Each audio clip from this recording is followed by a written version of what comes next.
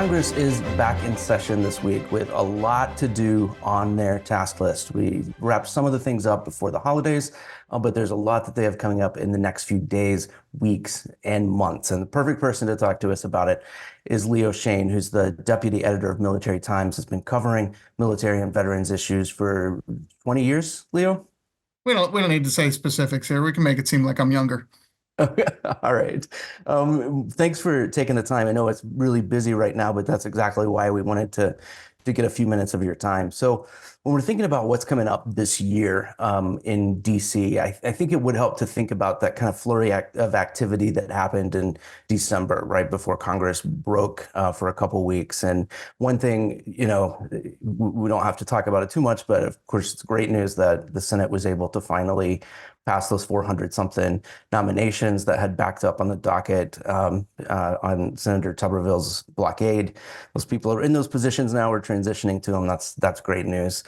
Yeah, look, I mean, it's the right place to start because there's still so many unresolved things from 2023 that we're entering 2024 with, right? So those nominations, yes, the blockade got done and they're all there, but we're still hearing from the Pentagon. They're still putting people in place. They've still got to move some folks around. So it's not like once that happened, everything was solved. We're still in, a couple weeks of getting those people positioned in the right thing, seeing some retirements, seeing some stuff. And then once they're all in place, the actual work starts. Then we start to see folks start to work into the new roles, make the new decisions, have some of those leadership changes. So I think we'll be seeing the effect from that for several more months, if not even longer for some of the, when we get into the next move, their replacements. Now the clock starts for them. So 2 years from now, instead of 2 years from a year ago, we'll see people move into those jobs. Yeah, that's a great point. And it's exactly what the Pentagon and the service leaders were saying at the time about why it was a more lasting impact than maybe what he was going for there. Talk about refresh our memories on where the NDAA ended up last year, the 2023 NDAA. We'll talk about this year's NDAA later, but how did that end up getting settled? Sure. So they did actually pass one, which is good. They kept their 63 year streak going. But it was a little questionable there for a minute. And it seems like every year it gets a little more questionable, a little more. But that was another last minute piece of news. This is a massive the Annual Authorization Act is a massive piece of defense policy, sets the general spending parameters without actually appropriating any of the money. That's the appropriations bill. But look, this had the biggest pay raise that the military has seen since 2022, 5.2% pay raise that went into effect on January 1st. So that's good news for most military families. We did see the smallest end strength authorized since 1940. We're seeing a continuous shrinking of the military in terms of personnel. And that's a major point of concern for a lot of lawmakers, but it also reflects the difficult recruiting and retention environment that we've seen in recent years. So, and the biggest thing that was in the Defense Authorization Act that is what wasn't in it, which was anything dealing with some of the big social issues, the abortion fight, the transgender policies, some of the so-called woke policies in there. A lot of those provisions were put in by the House. There was a lot of House conservatives who were fighting for them, but in the end, they opted for a pretty clean, pretty calm authorization bill just to make sure that everything got ahead. We'll get into this in a minute, but that's going to be one of the things looking ahead is, all right, how much of that gets recycled into the 2025 authorization bill, and do we end up having a lot of these fights not just in Congress but on the campaign trail too? Exactly, because if those fights happen again in the summer, fall. There's already a lot going on out there on the campaign trail, as you mentioned, and then not to mention, the very narrow House. Now it's going to be down to a 2-seat majority that Republicans have in the House for all of this. I think the other thing that we just need a refresher where it ended was appropriations, and then I guess we can go ahead and talk about the upcoming part of that. But where were we when we kind of took a break for a week or two? Yeah, we're still not done with appropriations. We got the authorization bill done, but we don't actually have the money to go ahead with any of these things that got authorized. So Congress is still working off, or the country is still working off of a short-term budget extension. The defense budget has been extended at last year's funding levels until February 2nd. The new fiscal year started October 1st, so we're getting close to the halfway mark of the new fiscal year without a new budget, which is causing all sorts of problems in the Pentagon. The good news is Congress did put in extra money for the military pay raise and for a few provisions like that. But new programs, new initiatives, big new acquisitions, those can't move ahead until the 2024 fiscal 2024 budget is passed. In the last few days, we've seen some signs of hope that they may have a new budget deal. Both the House Republican leadership and Senate Democratic leadership unveiled a $886 billion plan for the military. But until that work gets done, we really can't start looking ahead to next year's work. And that's where we're stalled this week. We've only got 2 weeks until one partial government funding deadline. That's for VA and a few other agencies. It won't hit as hard as defense would, but then February 2nd is the big date. They've got to get another plan before then in place, or pass another short-term extension. Otherwise, we're looking at a shutdown where troops won't get paid, where commissaries will partially shut down, where all sorts of base operations will be thrown into disarray. So we're starting out 2024 just like we ended 2023. Lots of deadlines, lots of shutdown threats, and lots of uncertainty as to exactly when we're going to have a final appropriations budget. Yeah, absolutely. And I should tell our listeners that we're talking now on Tuesday. It's the 9th in the afternoon. There, like you said, there's been some hope in the early part of this week that there's at least those top line numbers, but that's kind of far from the actual work getting finished. In the next 24 hours, we may see another deal come through, another deal fall apart, and another deal. This is how Congress works now. Is they're working from deadline to deadline, and this, Yeah. It's especially frustrating as we start to look ahead for what Congress has to do this year, because February is usually when we start talking about the authorization bill for the following fiscal year. When we talk about the budget for the following fiscal year, it's a process that is supposed to go from about February until September, with the idea of passing a full new budget for every federal agency at the end of September, if not earlier, with getting the authorization bill again done sometime in September at the latest. It hasn't worked that way. It hasn't worked that way for the last 10 years, 20 years. Mm-hmm. I'm trying to remember how many budgets I've covered. I think I've only covered 2 that have actually made the fiscal year deadline there, that October 1st deadline. And as you mentioned before, I've been doing this for a little while. I wrote some stories on the FY05 authorization bill. So it's astounding to see just sort of how dysfunctional that has become, and how the whole process has drug out over the years. And not having a budget now pushes all that other work back. So we're looking at March before we really start talking about next year, and that's assuming that we get something. So a lot of concern about what this is going to mean, as we're moving ahead. Yeah, and one of the options, at least kind of always in the back pocket, is just going to a full year continuing resolution. There are even some of the House Republicans who don't want to do that, who might even be interested, they've said, in seeing a shutdown as opposed to that. But then we hear, as you were mentioning earlier, those policy things have very real impact at the military family and defense community level, which is exactly what we hear again from the Pentagon. If there were to be this full year CR, there's all this stuff in the authorization bill. There's all this stuff that Congress is demanding that they start doing, but then isn't coming through with the funding for that.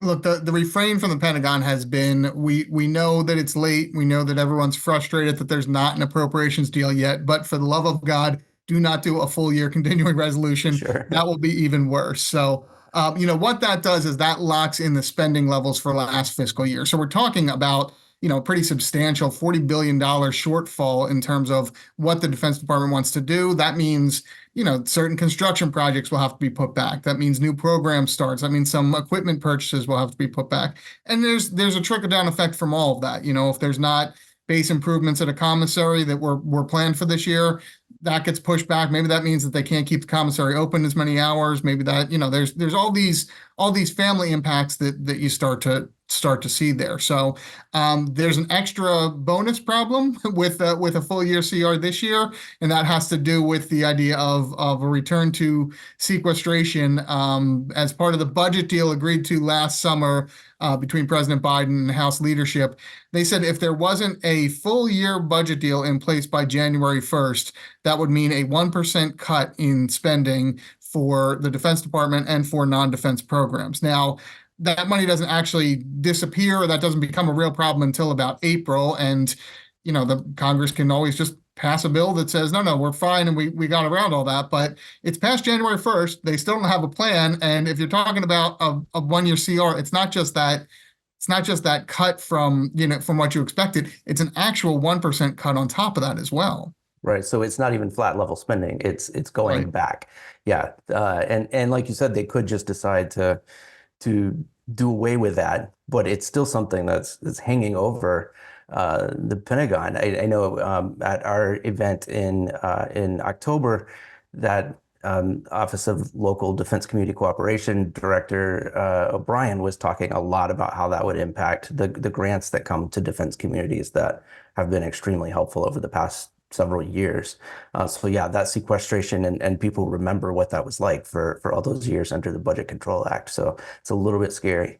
Well, and the fact is they don't even know what the full impact is going to be because they haven't really planned for that. Nobody wants to plan for what is essentially a disaster budget here. So Right. as we get closer to April, if it looks like we're not going to have a solution, if we're not getting anywhere, then all of a sudden you're going to start to see some of the real sob stories, the real this is the impact, this is what's getting hit. So look, we're still a little bit of ways away from that. As I said, there is a budget deal that is going through here. It looks like maybe there'll be progress on that. We'll have to see what the Republican leadership can get through their chamber and where this goes. But I think we'll know by February 2nd whether or not this is going to be a full panic mode year or this is going to be somewhere we move ahead. And so these next couple of weeks, these last few weeks of January are really going to be key both for the current year and for all the planning in 2025.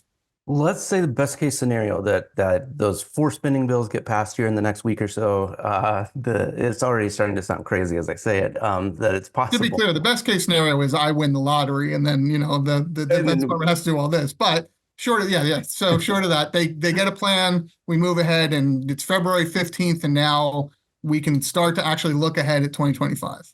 well, that's what I was going to say because also, this year it seems that the State of the Union is scheduled for later than normal. Often the administration doesn't want to put the budget out until after that. So I feel like we're already getting a slow start on 2025, even if we were to get 2024 wrapped up No, into. you're exactly right. When I heard that the State of the Union wasn't going to be until the first week of March, my first thought was, well, I guess we're not going to see the budget until March 14th, March 15th, Yeah. somewhere in that range, because they typically don't. They'll leak out a few things, but and it makes sense if we're this far behind on planning for last year, but that has a trickle down effect. So typically not just in a normal year, but in a normal election year, Congress wants to try and wrap up everything by July. So that would be speeding up all these appropriations bills, finding some sort of deal. The last couple of election cycles, they've just punted and said, well, the new administration will come and they'll have their priorities. So we're really just going to extend the current fiscal year all the way to January and let them deal with it when they come in, or if it's the same administration, let them deal with it after the election. But that still means a ton of hearings in March, April, and May, and a ton of work on the authorization bill. The House Armed Services Committee and the Senate Armed Services Committee, the appropriations committees, they usually spread these out as much as they can, but it's in that February to July range. Now we're really looking at everything being probably mid-March to mid-May. That's going to be some long hearings, Yeah. a lot of senior officials being called up back to back to back on Capitol Hill to answer questions and to talk about their priorities for next year. You're not even going to get a chance to buy a lottery ticket in the summer. So what do you think then are the chances that we maybe have some of those authorization bill fights, the ones you were talking about, the kind of the policy riders or the other kind of outside issues that are, appropriate to discuss with the Authorization Act, but that we have those kind of debates, then they go into November, and then the bill doesn't actually end up being passed until kind of that lame duck session after the Yeah, election. it's so hard to say because a lot of lawmakers would love to have this in their pocket when they go back in the summer and be able to say, look, we are operating. I've gotten this. This is what I've Right. gotten from the military community. Here's what our specific community's gotten. So there is a lot of will to move forward on this and get things done. But boy, what we saw last year was a lot of fights over these social issues, the abortion policy in particular. Not only did was it central to holding up all those nominations. But there were quite a few fights and quite a bit of language in the authorization bill coming from the House to put that in there. In the election year, the temptation for a lot of these conservative lawmakers to put it in there, or for progressive lawmakers to push back on that and be able to go home and say, this is what I'm fighting for. It's going to be there, and that's the kind of thing that drives the Armed Services Committee's leadership bonkers, because they don't want it to be a political thing. This does reauthorize a whole host of really boring bonuses and specialty pays and housing allowances and things that just need to be done, and they'd rather be done with it. So it'll be interesting to see. Not, it's going to be hard to tell in the beginning just how much they'll dig in. I would expect to see a lot of these controversial things in the bill, at least as it comes out of the House Armed Services Committee. But does it get changed on the House floor? And if it doesn't get changed on the House floor, is leadership really pushing and fighting for this as it moves ahead? Or are they saying, okay, we've made our point, let's just find a compromise bill and get this over with? What is there anything else that we haven't talked about that's on your radar that you're really tracking over the next several months in any of these issues? Yeah, one huge thing is going to be the issue of junior enlisted pay. So look, we talked about the 5.2% pay raise. Right. Service members are in line for a pretty good pay raise, again, based on federal formulas in 2025. But what we've heard a lot from House members in particular is that they're concerned that the across the board pay raises aren't helping the junior enlisted enough, that their salaries in many cases are below a $15 minimum wage, and that those are the families that are the most impacted by some of the inflation problems of late and some of the higher costs. So the House Armed Services Committee actually set up a special panel last year to look into this issue. They're supposed to come back with recommendations in the next few weeks, and I think that's going to be not a fight, but a major conversation point and a major friction point as these lawmakers try to figure out, are there ways that we could get more money to these folks, but are we going to have more money to spend in other places? Are we going to be victimizing modernization or training or someplace else in order to make sure that we can improve the quality of life? But there were some proposals last year that were floated out there about targeted pay raises for pretty much anyone E5 and below. I expect those to come back up again. I expect to see some really vigorous debate over how's the best way to do this. And, it would not surprise me if at the end of the day, Congress got together and said, you know what, it's going to cost more money, but let's find a way to really boost those lower ranking salaries up. Let's find a way to make sure that they're at a level where we don't hear stories about service members having to go to food banks or getting on food stamps anymore. Right. Because that's, that is the worst case scenario in everyone's mind. Yeah, and I'm glad you brought that up, because we've been following that quality of life panel as well with Congressman Bacon, Congresswoman Houlihan. They've been working so diligently, it seems, on a lot of issues. So there's going to be the junior enlisted pay, childcare, of course, housing is on their list, and they may come up with some great ideas. But then if there is no money, if we're on a budget from 2 or 3 years ago, then how do we fix the barracks now? And then definitely, how do we do that in the future with new ideas? Yeah, it's hard to fix a housing problem if you make the housing problem worse before you try and fix it. So if they can't address some things in 2024, that puts even more impetus on 2025 and makes 2025 an even bigger problem. The good news in all of this is, and you mentioned the panel, Chairman Bacon and Congresswoman Houlihan, that's a Republican and Democrat, and they have been working very closely, despite all of the other fights on the committee and throughout Congress. This has been a rare area of bipartisanship. So I think the recommendations they're going to come in with are going to have buy-in from both parties. It's really going to be an issue of how do you make the numbers work and not the political will side. Again, I don't think there's a lot of people who are saying junior enlisted troops make too much. We should get more money out of them. I think it's a pretty popular idea to help them out more. The question is, how do they make it work? And is it going to get entangled in other fights where they just can't seem to find the money and get it there? But, it's something that Congressman Bacon has talked to me about and said this is a huge priority. And I'm hearing from the folks above me. I'm hearing from Chairman Rogers. I'm hearing from leadership on both sides. We're going to get this done. So he's really staked the flag in the ground and said this is going to be the year that we see some real movement on a bunch of these quality of life issues, especially focused on those junior enlisted. But this could be an NDAA that is a really personnel heavy one that has targeted pay raises, that has improved childcare, that has real jumps in how housing allowance is handed out and requirements on minimums for contracted housing and things of that sort. So I'm fascinated.